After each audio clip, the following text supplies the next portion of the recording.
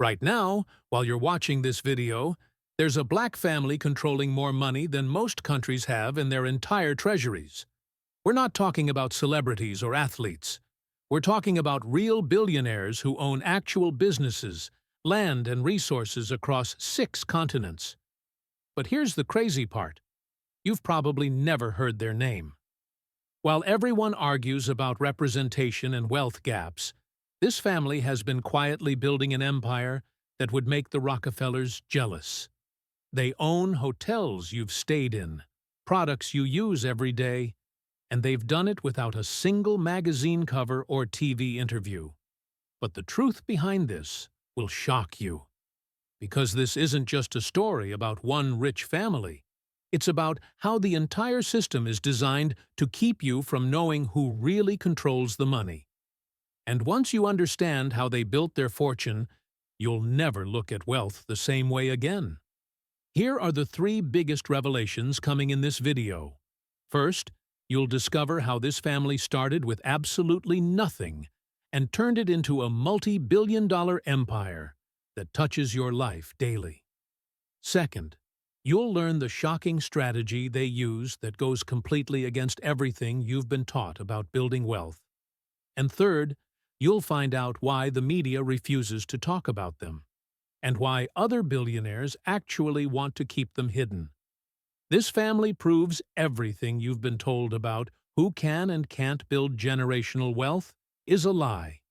Let me show you exactly how this happened.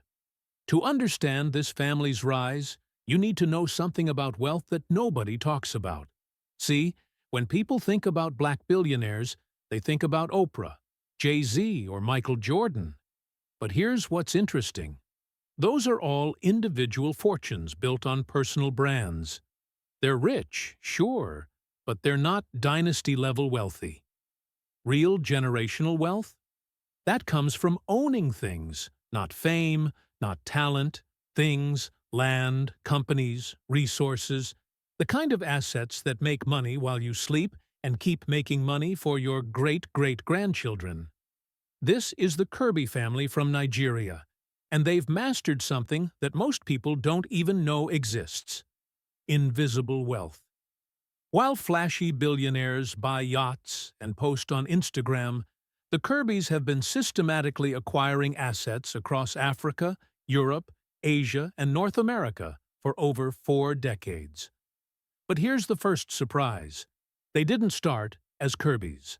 The family patriarch changed their name in the 1960s as part of a brilliant strategy to move through international business circles without facing the racism that was crushing other black entrepreneurs at the time. Smart? Absolutely. Controversial? Definitely. Effective? The billions speak for themselves. The family's fortune started in the 1970s during the oil boom in Nigeria. But, and this is crucial, they didn't make their money from oil. That's what everyone expected, and that's exactly why they went the opposite direction.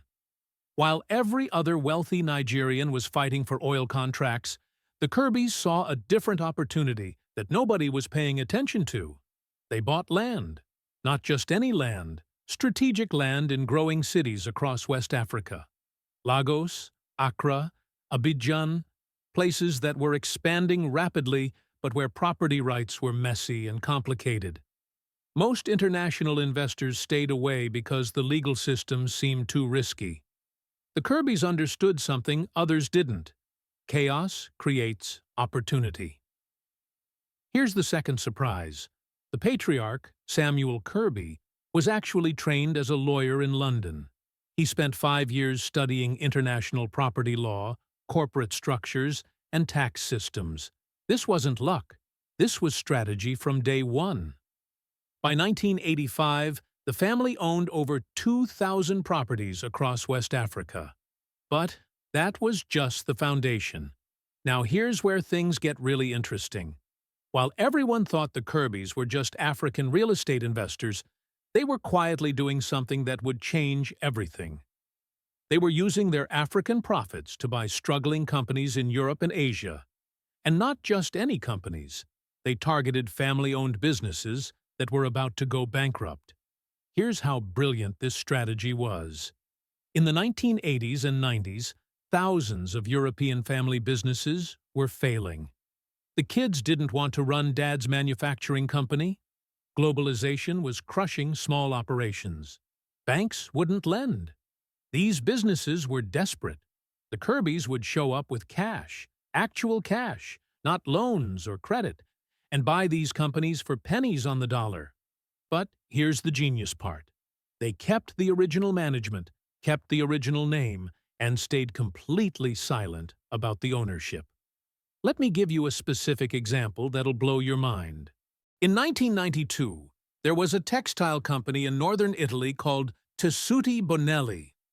Third-generation family business, been around since 1923, made high-end fabrics for Italian fashion houses.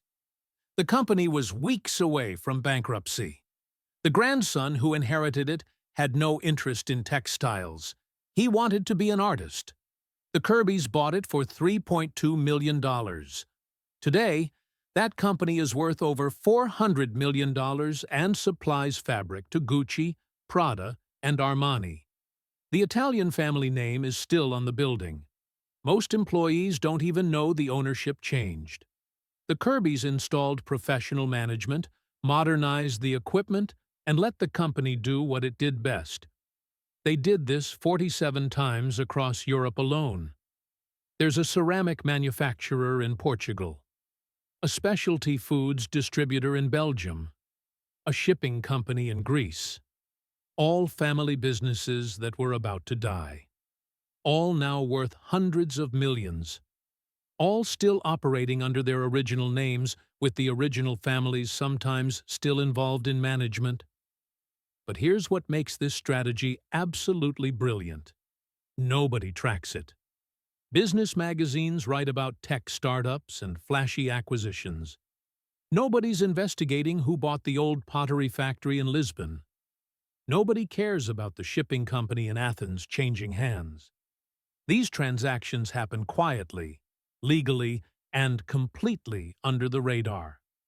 By 2010, the Kirby family controlled over 200 companies across 35 countries.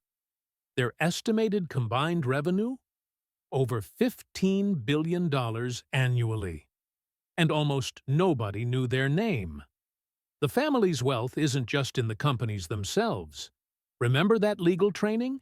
Samuel Kirby structured everything through a web of holding companies, trusts, and foundations spread across multiple jurisdictions. It's completely legal, but it makes tracking ownership nearly impossible for outsiders. Here's a number that'll make your jaw drop. In 2019, a financial journalist spent 8 months trying to map the Kirby family's holdings for a magazine article. She gave up.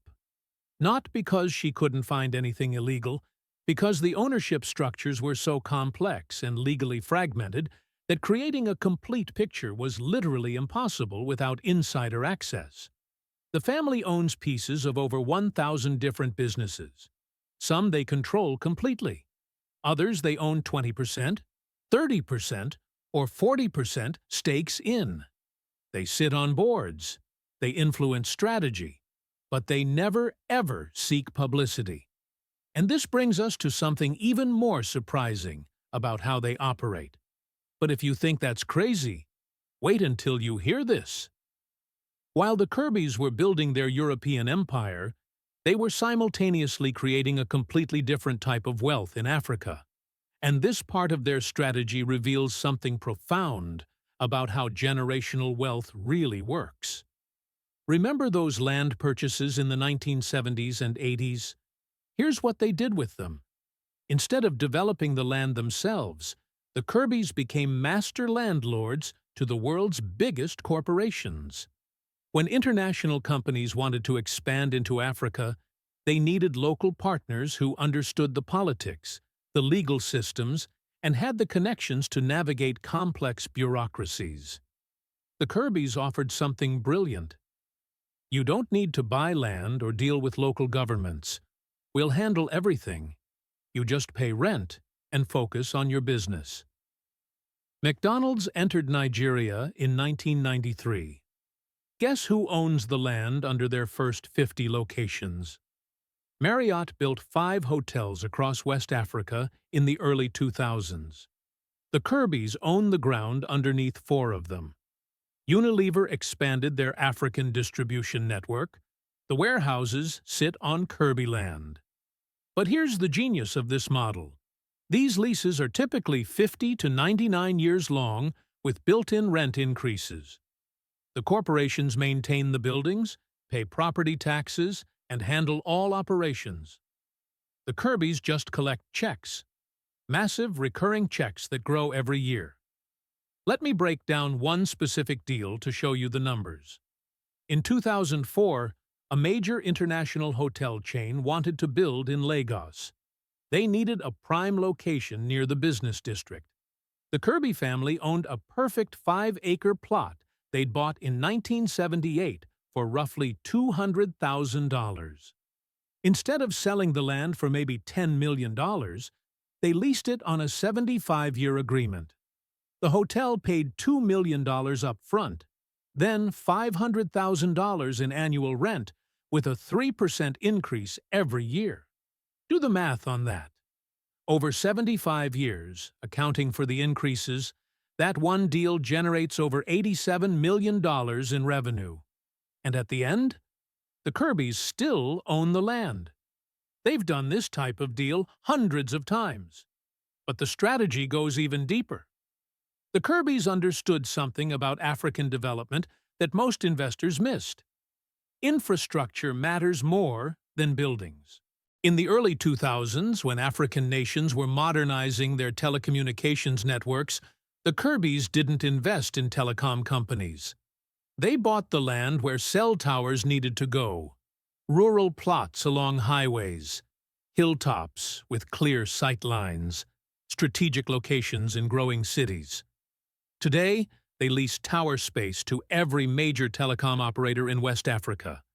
Vodafone, MTN, Orange, Airtel, they all pay the Kirbys rent every single month for thousands of tower locations. Each tower might only generate $2,000 to $5,000 per month, but multiply that by thousands of locations, and you're looking at $100+ million in annual recurring revenue just from cell towers. This is passive income at a scale most people can't even comprehend. But here's where the story takes an unexpected turn that reveals the family's true genius. In 2008, when the global financial crisis hit, wealthy families everywhere were losing billions. Real estate values crashed, stock portfolios got destroyed, businesses failed. But the Kirbys?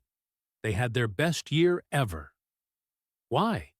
Because while everyone else was panicking, they were collecting rent. The hotel chains still needed their land. The telecom companies still needed their towers. The European manufacturers still needed to operate. Economic crisis or not, the checks kept coming. And here's what they did with that money. They went shopping. Between 2008 and 2012, the Kirbys bought distressed assets at incredible discounts. Commercial properties in London, Paris, and Berlin that were being sold for 40 to 50 cents on the dollar. Small chains of hotels across Asia that were desperate for capital. Manufacturing companies that needed cash to survive. One deal alone shows their ruthless brilliance. In 2009, a family-owned hotel chain in Thailand with 12 properties was about to be foreclosed on by banks. The company had $50 million in debt and properties theoretically worth $80 million, but nobody had cash to buy in the middle of a crisis. The Kirbys negotiated directly with the banks, bought the debt for $30 million, restructured the company, kept the family in management positions, and turned it around. By 2015, that chain was worth $120 million. Today, over $300 million. The Thai family kept 20% ownership and management roles. The Kirbys took 80% and multiplied their $30 million investment 10 times over. They did versions of this deal across Asia, Europe, and Latin America during the crisis years. While others were forced to sell, the Kirbys were positioned to buy. This is how dynasties are really built, not during boom times, but by having resources when everyone else is desperate. But there's something else happening here that goes beyond just smart investing. The Kirbys have created a system that's almost impossible to disrupt. Their wealth isn't concentrated in one industry or one country. They don't depend on being the best at anything. They don't need innovation or to compete with tech companies. They own the ground underneath the economy. Literally. Think about it. Trends change. Technology disrupts. Companies fail. But people still need places to live, work, eat, and sleep. Businesses still need factories, warehouses, and offices. Cell towers still need land. And all of that sits on ground that someone owns. The Kirbys figured out that owning the foundation of commerce is more valuable than being in commerce itself. And now we need to talk about the elephant in the room. Why you've never heard of them. This brings us to the most shocking discovery of all. The media's silence around the Kirby family isn't an accident. It's a carefully orchestrated strategy that reveals something disturbing about how wealth and race intersect at the highest levels. Here's what most people don't know. There's an unwritten rule among the ultra-wealthy, especially old money families in Europe and America. They don't talk about wealth. Showing up on Forbes lists or giving magazine interviews is considered tacky, new money behavior. Real wealth is supposed to be invisible. The Kirbys learned this early and took it to an extreme. But there's a darker reason for their invisibility, and this is where things get really uncomfortable. In the 1990s, the Kirbys made a strategic decision based on a harsh reality. As their wealth grew, they faced increasing resistance and suspicion from European business circles. Contracts mysteriously fell through. Unexpected regulatory issues appeared. Bank loans that should have been routine suddenly faced extra scrutiny. The family patriarch, Samuel, understood what was happening. No matter how much money they had, no matter how legitimate their business practices, they were still black Africans in a world where old wealth was white and European. So they did something radical. They made themselves disappear from public view entirely. The family established a policy in the late 1990s. No interviews, no photos, no public appearances at high society events, no donations to high-profile charities that come with naming rights, no attendance at Davos or other billionaire gatherings. Nothing that would put their faces or their name in the spotlight. But here's the twist. They didn't just hide. They created proxy power structures. The Kirbys recruited a network of executives, lawyers, and advisors, many of them well-connected Europeans, to be the public faces of their operations. These individuals manage the companies, attend the meetings, and appear on paperwork. They're well-compensated, absolutely loyal, and operating with Kirby money and strategy. But, to the outside world, they appear to be independent business people. One investigative reporter who looked into this described it as the world's most successful corporate magic trick. The Kirbys control the assets, make the strategic decisions, and receive the profits, but they've created layers of legitimate legal structures that make their ownership almost invisible. Let me give you a specific example that shows how sophisticated this is. There's a luxury hotel in Geneva, 5-star property, prime location, worth over $200 million. If you look up who owns it, you'll find it's owned by a Swiss holding company. That company's board includes 3 Swiss bankers, a French hospitality executive, and a German real estate investor.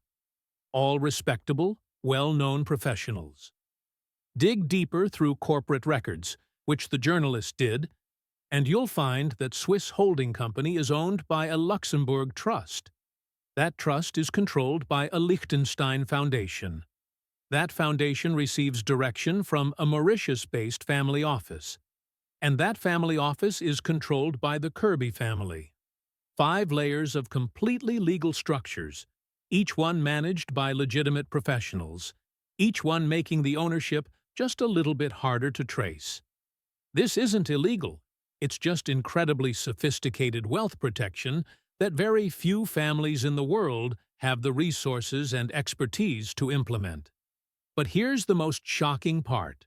This invisibility has actually helped them. While black celebrities and athletes face constant scrutiny about their wealth and spending, while every successful black entrepreneur gets asked how they really made their money, the Kirbys operate in complete silence. No one questions them because no one knows to ask. They've essentially opted out of the representation debate entirely. While everyone argues about whether there are enough black billionaires, whether wealth gaps are closing, whether systemic barriers exist, the Kirbys just keep quietly acquiring assets and building generational wealth. And this brings up a complicated question. Is their invisibility a necessary survival strategy or a lost opportunity for representation? Some black economists and activists have actually criticized the family, in the rare instances they're discussed at all, for not being more public. The argument goes, you have billions of dollars, and you could be proving what black excellence looks like at the highest levels, but instead, you're hiding. But others argue the Kirbys are playing the game exactly right.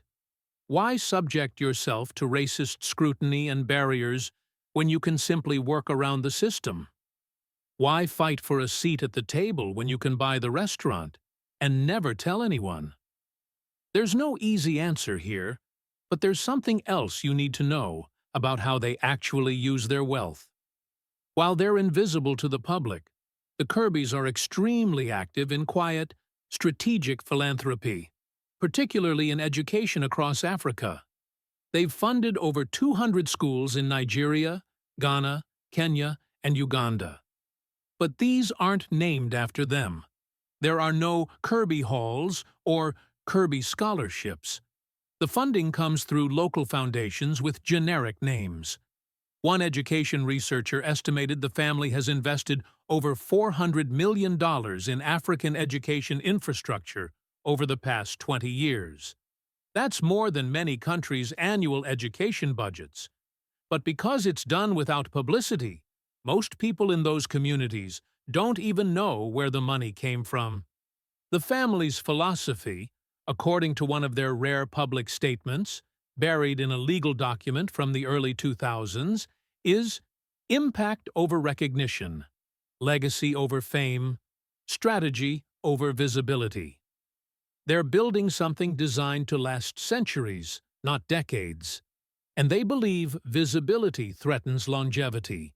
But there's one more layer to this story that changes everything. So what does all this mean for us today?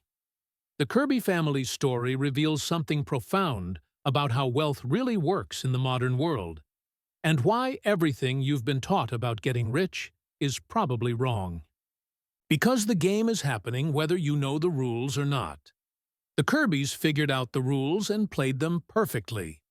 Now, you know the game exists. What you do with that knowledge is up to you.